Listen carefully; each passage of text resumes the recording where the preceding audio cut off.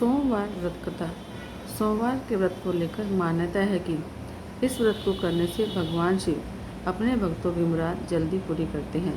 सोमवार का दिन भगवान शिव को समर्पित है, इसलिए इस दिन भगवान शिव की पूजा और व्रत करने का महत्व और ज़्यादा बढ़ जाता है। यदि आप सोमवार के व्रत करते हैं तो आपको सोमवार की व्रत कथा पढ़ना बेहद ज़रूरी है, क्योंकि उसके बिना आपका व्रत अधूरा माना जाता है। आइए जानते हैं सोमवार व्रत कथा। देवों के देव महादेव बहुत ही भोले माने जाते हैं, इसलिए उनका एक नाथ भोलेनाथ भी है। पौराणिक मान्यता के अनुसार भगवान शंकर को प्रसन्न करने के लिए किसी भी तरह के खास विशेष पूजन की आवश्यकता नहीं होती, क्योंकि कहा जाता है कि वह तो भोले हैं और भक्त की मन से की गई क्षणिक मात्र की भक्ति से ही प्रसन्न हो जाते हैं।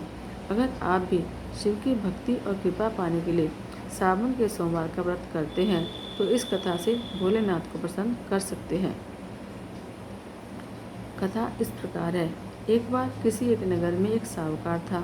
उसके घर में धन की कोई कमी नहीं थी, लेकिन कोई संतान न होने के कारण वह बहुत दुखी था। संतान प्राप्ति के लिए वह हर सोमवार को व्रत रखता था और पूरी श्रद्धा के साथ शिव मंदिर में जाकर भगवान शिव और माता पार्वती की पूजा करता था।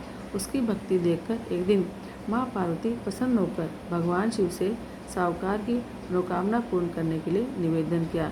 पार्वती जी के आग्रह पर भगवान शिव ने कहा कि हे पार्वती, इस संसार में हर प्राणी को उसके कर्मों का फल मिलता है और जिसके भाग्य में जो हो उसे भोगना ही पड़ता है।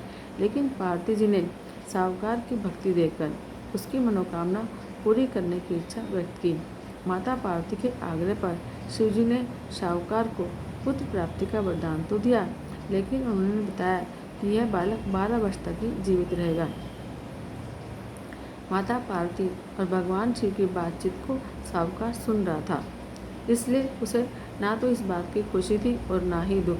वह पहले की भांति शिव जी की पूजा करता रहा। कुछ समय के बाद साहूकार की पत्नी ने एक पुत्र को जन्म दिया। जब वह बालक 11 वर्ष का हुआ तो उसे पढ़ने के लिए काशी भेज दिया। साहूकार के पुत्र के मामा को बुलाकर उसे बहुत सारा धन देते हुए कहा कि तुम इस बालक को काशी विद्या प्राप्ति के लिए ले जाओ। तुम लोग रास्ते में यज्ञ कराते जाना और ब्राह्मणों को भोजन दक्षिणा देते हुए जाना।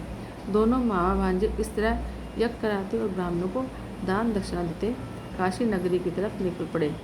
इसी दौरान रात में एक नगर पड़ा जहाँ राजा के कन्या का विवाह था, लेकिन जिस राजकुमार से उस कन्या का विवाह होने वाला था वह एक आंख से काना था। राजकुमार के पिता ने अपने पुत्र के काना होने की बात को छुपाने के लिए सोचा कि क्यों न साहूकार के पुत्र को दूल्हा बनाकर राजकुमारी से इसका विवाह करा दूं। विवाह के बाद इसको धन देकर विदा कर दूंगा और राजकुमारी को अपने नगर में ले जाऊंगा। लड़के को दूल्हे के वस्त्र पहनाकर राजकुमारी से विवाह करा दिया गया। साहूकार का पुत्र ईमानदार था, उसे यह बात सही नहीं लगी, इसलिए उसने अवसर पाकर राजकुमारी के दुपट्टे पर लिख दिया कि तुम्हारा विवाह तो मेरे साथ हुआ है, लेकिन जिस राजकुमार के साथ तुम्हें भेजेंगे वह एक आंख से काना है। मैं तो काशी पढ़ने जा रहा हूँ। जब राजकुमारी ने चुन्नी पर यह बातें देखी तो उसने अपने माता पिता को यह बात बताई। राजा ने अपनी पुत्री को विदा नहीं किया और फिर बारात वापस चली गई।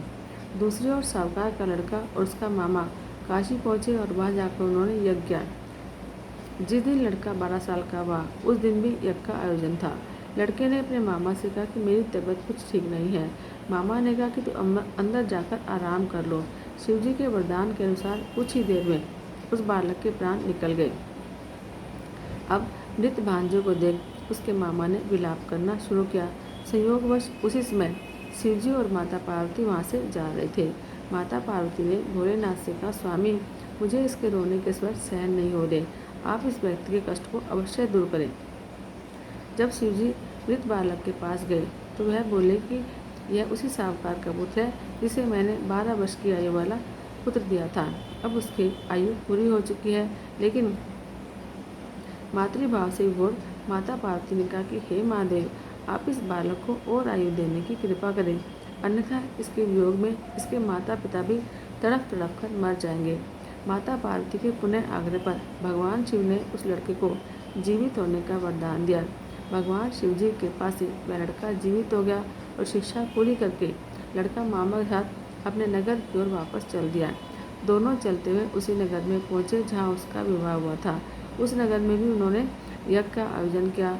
उस लड़के के ससुर ने उसे पहचान लिया और महल में ले जाकर उसकी बड़ी खातिरदारी करी और अपनी पुत्री को विदा किया।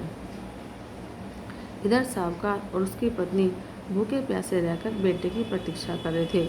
उन्होंने प्रण कर रखा था कि यदि उन्हें अपने बेटे की मृत्यु का समाचार मिला तो वह भी प्राण त्याग देंगे, परंतु अपने बेटे के जीवित होने का समाचार पाकर वह बहुत खुश हुए।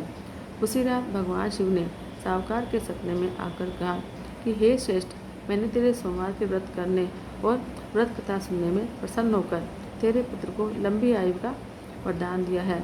इसी प्रकार जो कोई सोमवार व्रत करता है और कथा को सुनता या पढ़ता है, उसके सारे दुख दूर हो जाते हैं और सभी मनोकामनाएं पूरी हो जाती हैं।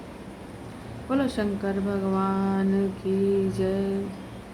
ओम जय शिव ओंकारा, भोले हर शिव ओंकारा, ब्रह्मा विष्णु सदाशिव, भोले भोलेनाथ महाशिव, अर्धांगी धार।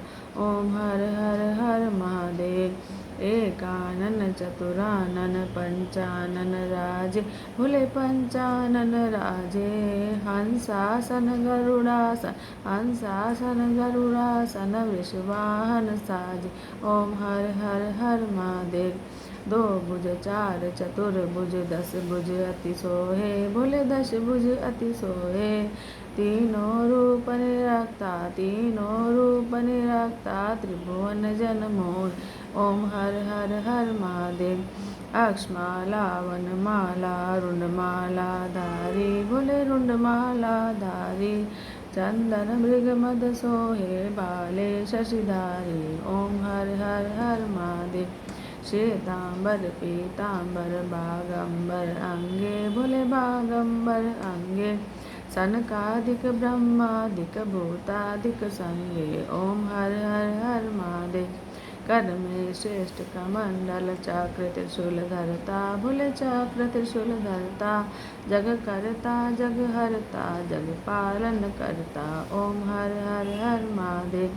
ब्रह्मा विष्णु सदाशिव, जानत अविवेक, बोले जानत अविवेका, रण के मध्य, ओम अक्षर के मध्य, ये तीनों एक। ओम हर हर हर महादेव। त्रिगुण स्वामी जी की आरती जो कोई नर गावे, स्वामी प्रेम सहित गावे। कहत शिवानंद स्वामी, पढ़त हरि हर स्वामी, मनवांछित फल पाए। ओम हर हर हर महादेव। कर्पूर गौरम करुणावतारम, संसार सारम भुजगेन्द्रहारम, सदा वसंतं हृदयारविन्दे, भवं भवानी सहितं नमामि, भवं भवानी सहितं नमामि। बोलो शंकर भगवान की जय।